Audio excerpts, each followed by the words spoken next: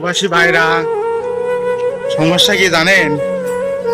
প্রবাসী যখন যান এবং আমরা যাই, প্রথম তাকে বইয়ের সাথে পরামর্শ করি কেমন করে সংসার চালামো, উন্নত হবো, স্বল্প ভবিষ্যতে ভালো থাকবো, পরামর্শ রেতে যায়। এর মধ্যে কতজনের মাথা ব্যথা, মেসের ব্যথা থাকবে রে ভাই, অসুবিধা নাই, না কোনো কিছু মনে হারাবে। ঘটনা হচ্ছে যে প্রবাসে আমরা যাই, বইয়ের কত চাপ জানেন? যারা আজে বাজে কথা বলে, যেদিন স্বামী প্রবাসে যাব সেদিন থেকে তার উপর নজর। বাপের বাড়ি থেকে লোক আসলে কথা বলি, এলাকার মানুষের চুলকানি, জামাই প্রবাসে গেছে না জানেন কি। গ্রামের মায়ের সাথে কথা কলিও বেজো, নানান টেনশন চাপে থাকে। আর আপনারা ফটর ফটর এই বিয়ে কথা কন, তাই না? প্রবাসে গেছে, আল্লাহকে রেজেকে থুইছে দিয়ে তো গেছে।